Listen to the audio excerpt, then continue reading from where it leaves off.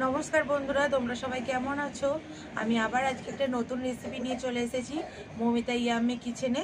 দেখো আজকে আমি কি কি বানাবো চারিদিকে ছড়িয়ে রেখেছি। আজকে আমি বানাবো বেবি নান আর হচ্ছে মাটনের চেরবি দিয়ে ঘুগনি। তো আমি কিভাবে বেবি নান আর মাটনের চেরবি দিয়ে ঘুগনিটা বানাচ্ছি তোমরা দেখো। সবার প্রথমে কিন্তু আমি ময়দাটা মাখিয়ে নেব। তার জন্য ময়দা মাখার জন্য আমি কি কি দিয়ে নিচ্ছি সেটা দেখে নাও তোমরা। সবার প্রথমে আমি এখানে দেব স্বাদমতো লবণ,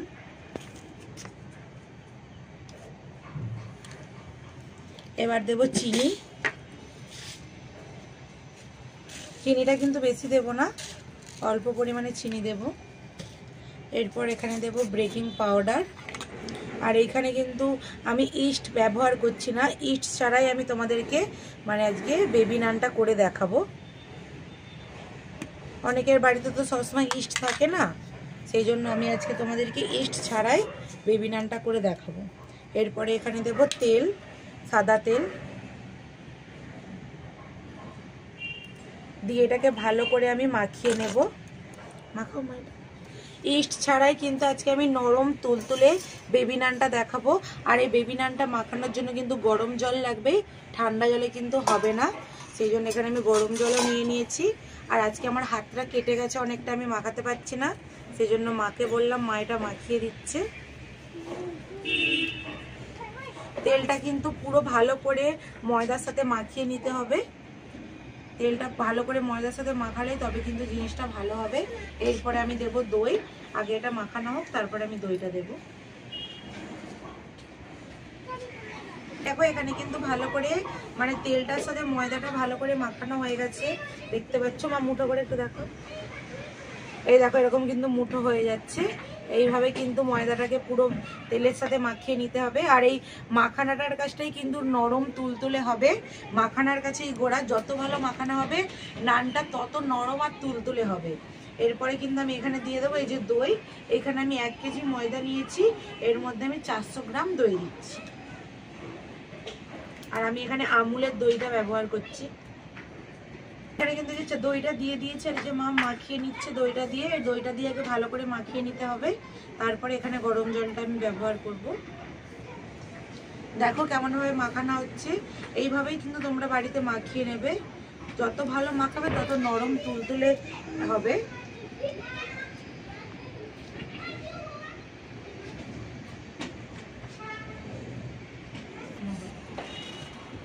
এই দেখো এখানে কিন্তু ভালো করে দই দিয়ে মাখানো হয়ে গেছে, দেখতে পাচ্ছ। এবারে কিন্তু এর মধ্যে দিয়ে দেবো যে গরম জল।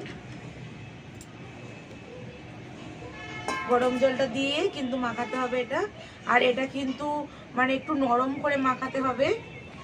যেমন ভাবে আটা মাখো ওরকম অত শক্তভাবে মাখাবে না, এটা কিন্তু একদম নরম করে মাখাতে হবে। আর আমার এই ভিডিওটা কিন্তু একটু স্কিপ করে গেলে হবে না। আজকে দারুণ রান্না হতে চলেছে। আর আমি নানটা কিভাবে বানাচ্ছি অবশ্যই তোমরা দেখবে, তার জন্য স্কিপ করে গেলে হবে না কিন্তু। আর আজকে আমি বানাবো মাটন কিমা দিয়ে ঘুগনি, সেটাও তো একবারে অসাধারণ রেসিপিটা হবে। তার জন্য কিন্তু তোমাদেরকে স্কিপ করে যাবে না, পুরো ভিডিওটা দেখবে। আর আমার চ্যানেলটা প্লিজ প্লিজ প্লিজ তোমরা সবাই সাবস্ক্রাইব করে দেবে, যাতে আমার চ্যানেলটা তোমরা যেমন এগিয়ে নিয়ে গেছো আরও এগিয়ে নিয়ে যেতে পারি আমরা তোমাদের জন্য। তার জন্য তোমাদের চ্যানেলটা সাবস্ক্রাইব করতে হবে। আর আমরা আরও নতুন নতুন ভিডিও তোমাদেরকে দেব, যাতে তোমরা সেগুলো দেখতে পারো। দেখো এখানে কিন্তু ময়দাটা আমাদের মাখা হয়ে গেছে, আর কত নরম হয়েছে তোমরা নিশ্চয়ই বুঝতে পারছো। একদম নরম করে ময়দাটা মাখিয়ে নিতে হবে। এরপরে কিন্তু আমি এখানে একটু তেল দিয়ে দিয়েছি, দিয়ে আবার একটু তেল দিয়ে দেবো। ময়দাটা কিন্তু খুব ফুলে যাবে। একটু এটাকে তেল দিয়ে চাপা দিয়ে আধা ঘন্টা রেখে দিতে হবে। আধা ঘন্টা বাদে এটা বানাবো। ততক্ষণে আমি এদিকে মটরের ঘুগনিটাও করে নেব। এই যে অল্প তেল দিচ্ছি, একটু তেল দিয়ে পুরো মাখিয়ে এটা একেবারে চাপা দিয়ে রেখে দিতে হবে। এই যে এখানে কিন্তু আমি আলু কেটে নিয়েছি, দেখতে পাচ্ছ, আর পেঁয়াজ কাটা হচ্ছে। এবার আলু আর মটরটা আমি এখন কড়ার মধ্যে সেদ্ধ করে নেব, জল দিয়ে সেদ্ধ করে তোমাদেরকে দেখাচ্ছি। এখানে ঘুগনির জন্য মটর আর আলু সেদ্ধ হচ্ছে, ততক্ষণে আমি এই যে মশলাটা বেটে নেব। এখানে নিয়েছি আদা আর রসুন, আর এখানে জিরেও নিয়ে নেব। জিরেও বাটা বেটে নেব। তার আগে আমি আদা আর রসুনটাকে বেটে নিই, তারপরে জিরেটা বাটা। এখানে কিন্তু আমার আদা রসুনটা বেটে নিয়েছি, দেখতে পাচ্ছ। এখানে জিরে নিয়ে নিয়েছি, যে জিরেটা আমি এখন বেটে নেব।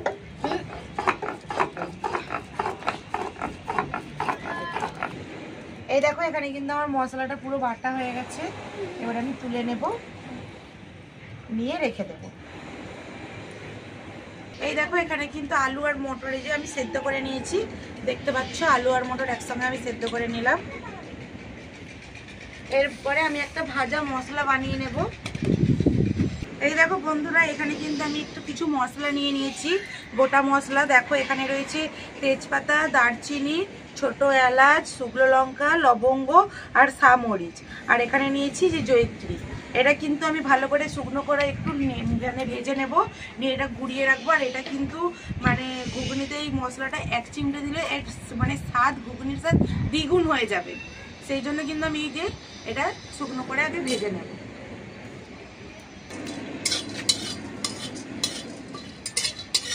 এই দেখো এখানে কিন্তু এটা আমার মানে শুকনো করে এতে ভাজা হয়ে গেছে। এবার এটা আমি ঢেলে নেব। এটা একটু ঠান্ডা হলে আমি গুঁড়োটা করে নেব। আমি কড়ার মধ্যে দিয়ে দেবো যে একটা তেজপাতা, দিয়ে এই যে আমি সর্ষের তেল দিয়ে দেব।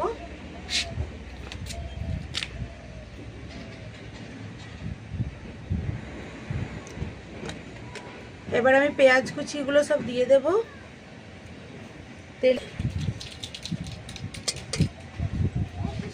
এই দেখো এখানে যে মাটনের চর্বি দেখতে পাচ্ছ, আমি এটা কিন্তু ভালো করে পরিষ্কার করে ধুয়ে নিয়েছি। এই যে তোমার দাদা বাজার থেকে নিয়ে এসছে আজকে মাটনের চর্বি। এটা দিয়ে আজকে ঘুগনিটা যা লাগবে অসাধারণ খেতে হবে ঘুগনিটা। তার মধ্যে আবার আমি একটা গুঁড়ো মশলা, স্পেশালভাবে একটা গুঁড়ো মশলা করে নিয়েছি।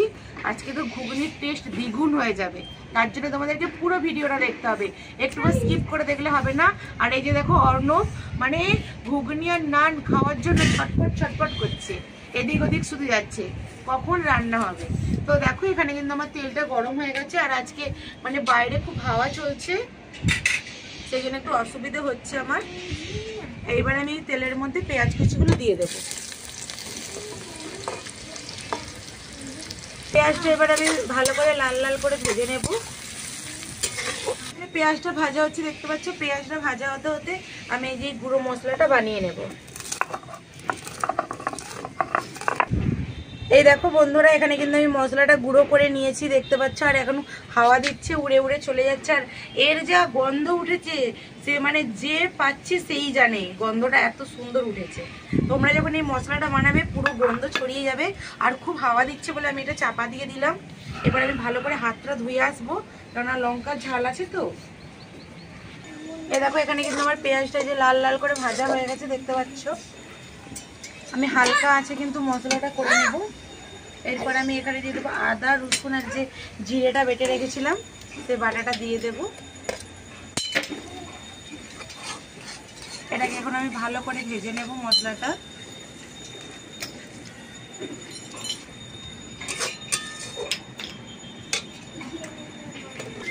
এখানে আদা রসুন কিন্তু পেঁয়াজের সঙ্গে ভালো করে ভাজা হয়ে গেছে দেখতে পাচ্ছ। এরপর এখানে আমি লবণ, হলুদ গুঁড়ো আর লঙ্কা গুঁড়ো দিয়ে দেব। ঝালটা তোমরা যে যেরকম খাও সেরকম অনুযায়ী দেবে।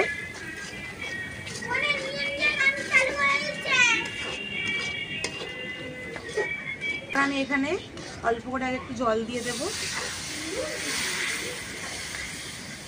দিয়ে ভালো করে আবার একটু কষিয়ে নেব।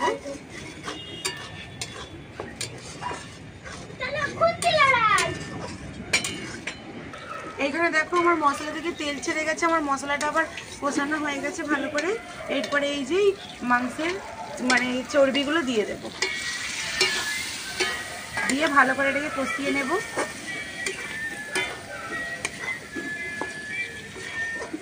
এই দেখো কত সুন্দর কিন্তু কালার এসেছে দেখতে পাচ্ছ, পুরো লাল হয়ে কালার এসেছে। কালারটা কত সুন্দর, যেমন কালার এসেছে তেমন খেতেও সুন্দর হবে। দেখো এটাকে আমি ভালো করে আর একটু কষিয়ে নেব। আর এগুলো একটু শক্ত ছিল মানে ঠান্ডার জন্য, আর এখন দেখো মানে কষানোর পরে কত একবারে নরম হয়ে গেছে। এই যে দেখতে পাচ্ছ খাসির চর্বি কত সুন্দর। এই দেখো এটা কিন্তু মাখিয়ে রাখা হয়েছিল, আধা ঘন্টা হয়ে গেছে। এই দেখো খুলেছি, দেখো কত সুন্দর, মানে অনেক ফুলে গেছে। কতটা ছিল এখন আর তার দ্বিগুণ হয়ে গেছে। এটাকে কিন্তু আবারও ভালো করে মাখিয়ে নিতে হবে। এটা এখন মা ভালো করে আবার মাখিয়ে নেবে। আর এখানে আমার এই যে কষানো হয়ে গেছে, এবার আমি ঘুগনিটা ঢেলে দেবো এর মধ্যে।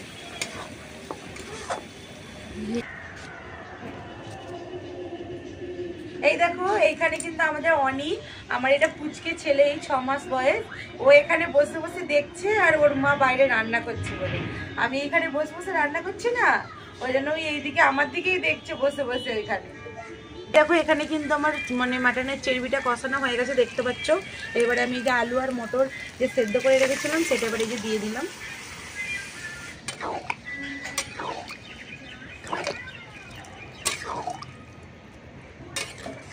দেখো কত সুন্দর কালার এসেছে কিন্তু। দেখো এখানে কিন্তু আমরা এইরকম করে কিন্তু লিচিগুলো কেটে নিয়েছি সব দেখতে পাচ্ছ। এবারে এটাকে বেলে নেওয়া হবে। যে মশলাটা আমি মানে ভেজে গুঁড়িয়ে রেখেছিলাম সেটা এবারে দিয়ে দেব, এখন নামিয়ে নেব।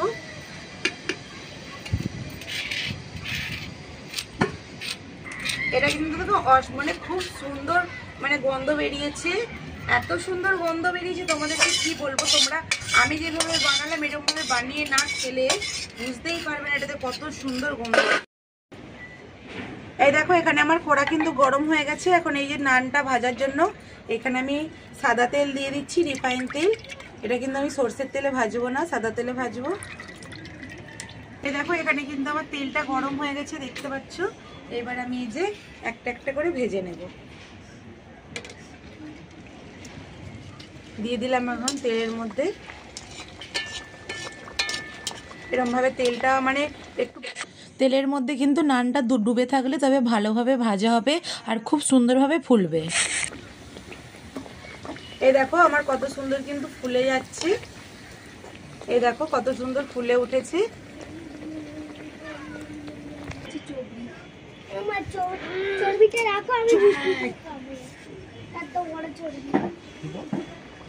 এই দেখো এইভাবে কিন্তু আমি প্রত্যেকটা ভেজে নেব, ওরম ভাবে ভেজে নেব। আর এটা বেশি লাল করব না, তাহলে কিন্তু দেখতে ভালো লাগবে না।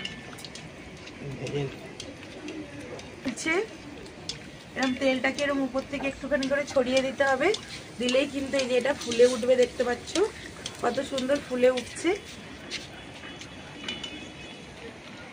এইভাবে কিন্তু আমি প্রত্যেকটা ভেজে নিয়ে তারপরে তোমাদের কাছে আবার ফিরে আসছি। এখানে যে ধনেপাতা কুচিটা আমি ছড়িয়ে দিয়েছি দেখতে পাচ্ছ।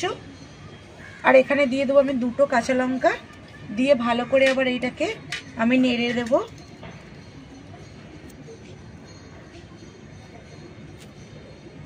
দেখো আমার কিন্তু এখানে সবগুলো ভাজা হয়ে গেছে দেখতে পাচ্ছ। এই দেখো কত সুন্দর হয়েছে, একবারে নরম একবারে তুলতুলে হয়েছে। আর দেখো এই দেখো কত সুন্দর সফট হয়েছে। তোমরা বাড়িতে আমি যেভাবে বানালাম অবশ্যই এভাবে বাড়িতে বানিয়ে দেখবে, কত সুন্দর হয়েছে কিন্তু। এবার আমি এটা খেয়ে দেখি। ভীষণ গরম।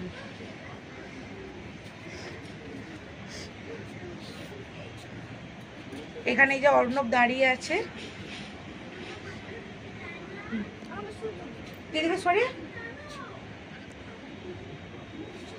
গরম কেমন হয়েছে বল, মুখে বল কত ভালো, খুব সুন্দর কিন্তু খেতে হয়। এবার আমি একটু খেয়ে দেখি। ভীষণ গরম।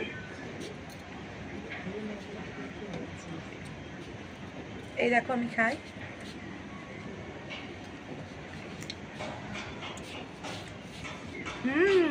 খুব সুন্দর হয়েছে, মুখে দিতেই মিলিয়ে যাচ্ছে। দেখো আমি এই ঘুগনিটা একটু খেয়ে দেখি শুধু।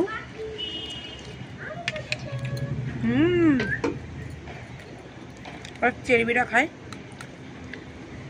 এই যে চেরবি,